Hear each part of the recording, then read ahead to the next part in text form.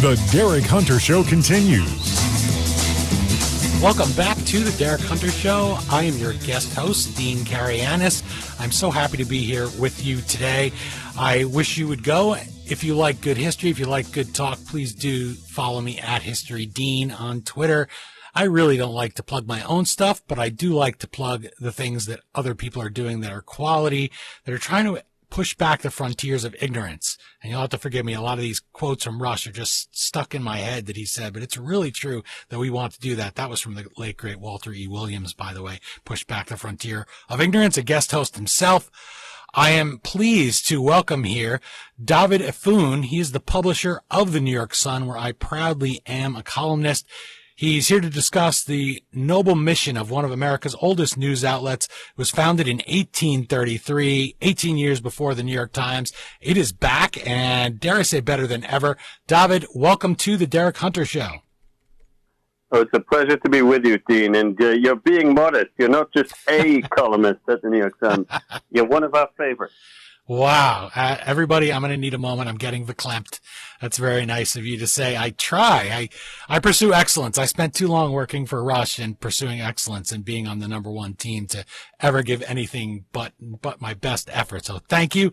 I will keep trying. Now I feel like I have to live up to that for everybody. But if you want to go check it out at nysun.com, you'll see what we're talking about and the content that's there. The mission here of the New York Sun, Dovid, is try to restore some of this trust people have lost in the media. Gallup poll last month found just 16% of Americans have a great deal or quite a lot of confidence in newspapers. And it's very easy to bash the media. It's very easy to generalize and think people are just out with an agenda. Doesn't mean that people like me on the opinion side don't have opinion, but we need to have some common facts, and we need to have a place we can go that we can trust. I could have gone, as somebody who worked for Rush, I could be a hatchet man for any news outlet that might pay me. I probably could. I know I could have made a very nice living there doing that. That's not what I want to do. And when I saw the New York Sun, I said, this is a place I feel at home that's about truth, honesty, about making people think about topics a little bit different. And then I know whoever my friends are, Democrat or Republican, they can read this stuff and be entertained and informed. So what are you doing? Am I getting that right about the New York Sun's effort to restore that trust deficit? Yeah, I think you hit the nail on the head. You know, that poll that you quoted, that Gallup poll, is quite something. Not just because the numbers are so astoundingly dismal, right? 16% of Americans trust media, journalism, which is supposed to be, you know, one of the fundamental pillars of our democracy, of our republic. What's astounding about that poll is that every time it comes out, at least in recent history, it hits a new rock bottom. Last year it came out, and the numbers were, I think, 21%, and they were sort of jumping up and down about how it's an all-time low. A year later, you're down another 5 points. And I think we've reached a stage right now where it's something of a crisis. You know, if journalism, if newspaper, if the fourth estate in our country is not well, then our democracy is not well. You know, people have lost trust and faith in the institutions that are supposed to represent them and fight for them, where all else fails, where politicians fail, where institutions fail. The press is supposed to be there as the last line of defense. And having 16% of the public, only 16% of the public, put their faith and trust in the capacity of journalism and newspapers to be able to advocate on their behalf, I would characterize as nothing less than a crisis in our democracy. It's bared out by that poll, and it's so true. And everybody, I think, we all have our news outlets that we like. We all have places that we go. But the willingness, this is something I talked with Bijan Sebain about in his Washington Post op-ed, which again is titled "How Woke Became the Least Woke Word in U.S. English." We're told, hey, you go to Fox, you believe what's on Fox, and you go on MSNBC, you believe everything that's there. And it's not to criticize either one of them, but there's no one news outlet that does it. We're trying to build that in the New York Sun. But I just think that there's been such a return to the days of the Sun's early days where you had a million different newspapers and they were run by political parties. And that's not what the Sun does now. It doesn't have that pretentious Democracy Dies in Darkness, or the New York Times, All the News That's Fit to Print, which has taken on this Orwellian tone because they shelve stories that they don't like and don't advance. The Sun's masthead boasts "The sun shines for all," a voice for all people.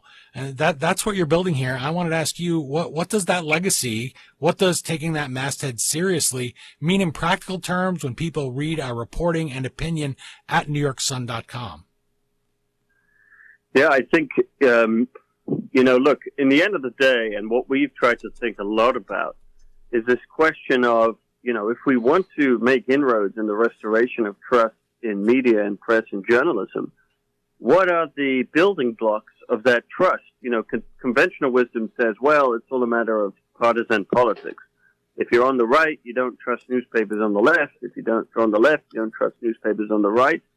But we all know in our day-to-day experiences and interactions, you can trust somebody who you disagree with. And, yes, really what trust boils down to is not whether you have the same opinions on things. It's a matter of whether you're coming from a good place, whether your intentions are pure, whether your goals and what's driving you is the best interest of the other side, if you will. So, where we feel that media's really lost the way is where they've started to go to the point of, we're going to cover whatever helps move the party forward or the politician forward or the platform forward or this agenda or this idea or climate change or woke ideology or whatever it is, as opposed to taking a step back and thinking, is this good for the country? Is forcing vaccinations on children and having them all masked, is that good for the kids? We understand that it may be good for this or that agenda, but does that help the people who it is designed to serve? And when you speak about the Sun and its ideology, its very birth was at a time, and I don't know if you've gone into this much detail, but when the Sun was founded in 1833, it was at a time when newspapers were really inaccessible and uninteresting and irrelevant to everyday Americans. The paper would cost 6 cents a piece, and the only way you could get individual paper was to go down to the print house, and people would get these annual subscriptions, and they would cost $10. And in those days, that's a month's wages for your working man. So it was really just uninteresting and inaccessible. They would reprint political speeches, they published stock prices, but they weren't even doing what we call today journalism. They weren't going out and searching for the public interest and advocating for it. And the Sun was the first penny daily, sold for a penny on the street. And, as a product of that innovation, the Sun was the first newspaper that had crime reporting. It invented paper boys. It had news syndication, front page headlines. It really pioneered, fashion coverage. It really pioneered a lot of what we take for granted about the way journalism is done today.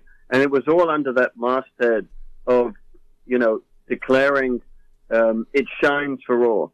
But, in the very concept of a penny daily that everybody has access to, under the masthead it shines for all is encrusted this idea that a newspaper's primary, secondary, tertiary purpose is to serve and advocate for the interest of its public.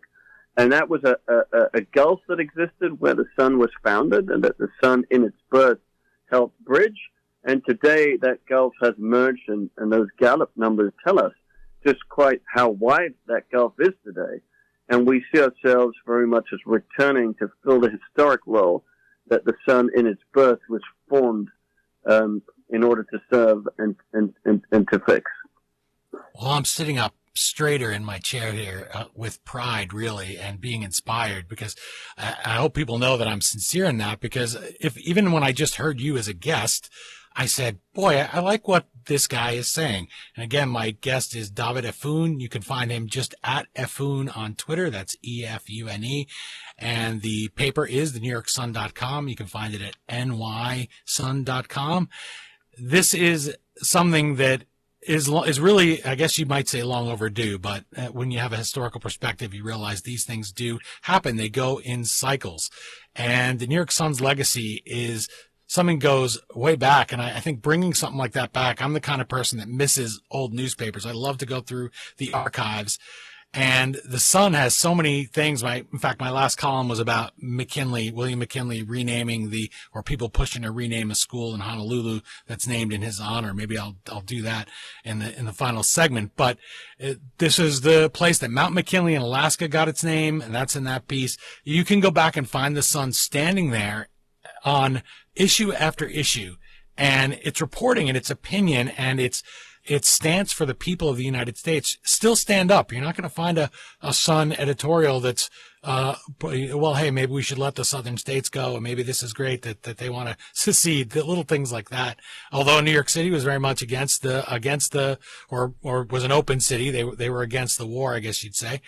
Also in 1897, they wrote the most reprinted editorial of all time. That was, Yes, Virginia, There Is a Santa Claus. Again, 1897, also McKinley's time, showcased the cartoons of Rube Goldberg. And we hear Rube Goldberg machine, his name is thrown out there, and we never think about him being a real person, or it's easy not to. So when people look back on this era of the New York Sun, at the Dovid Efune era, I'll wedge myself in there, they read my column in their brain tag, whatever they have in 100 years.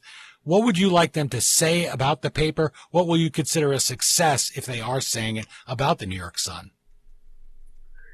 Well, and you touched on some of the history there, but we could spend a whole hour just talking about it. Edgar Allan Poe wrote for the Sun. Joseph Pulitzer started his career at the Sun. Rudyard Kipling was our foreign correspondent. We employed the first woman in American journalism in 1875.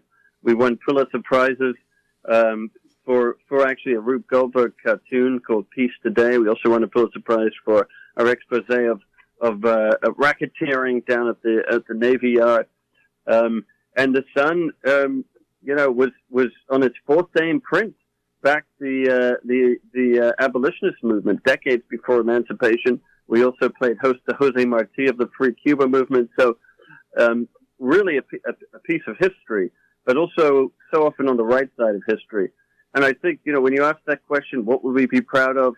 Certainly maintaining our almost unblemished record of coming down on the right side of history on those tough, difficult questions of the day.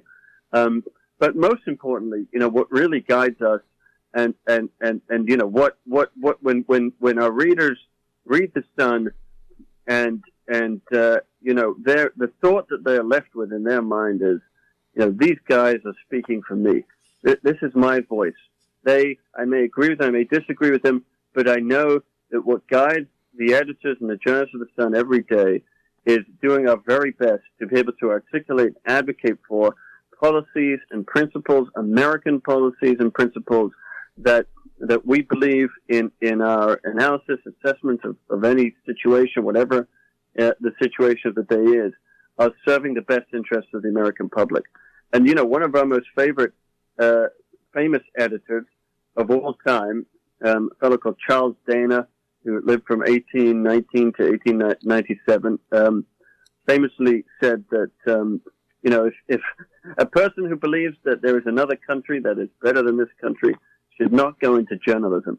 That's a fundamental pillar of the Sun's idea of the world, that we look at the American political experiment as being the best, the strongest, the most well-considered system of government, of checks and balances, of individual liberties with obviously the support of state functions.